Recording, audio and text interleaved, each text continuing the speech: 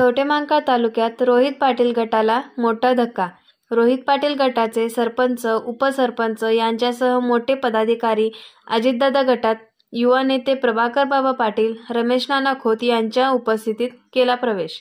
मोगमवाडी तालुका कवठेमहांकाळ येथील राष्ट्रवादी शरदचंद्र पवार रोहित पाटील गटाचे सरपंच गजानन ओलेकर, उपसरपंच सुरेश माने, ग्रामपंचायत सदस्य शिवाजी वाघमोडे, पोपट ओलेकर तसेच संभाजी ओलेकर, वकील माने, अण्णाप्पा वाघमोडे, सचिन गडदे, अभिजित ओलेकर, अजित ओलेकर यांचेसह अनेक कार्यकर्त्यांनी युवा नेते माननीय प्रभाकरबाबा पाटील यांच्या उपस्थितीत राष्ट्रवादी अजितदादा पवार गटात प्रवेश करून महायुतीचे उमेदवार संजय काका पाटील यांना जाहीर पाठिंबा दिला.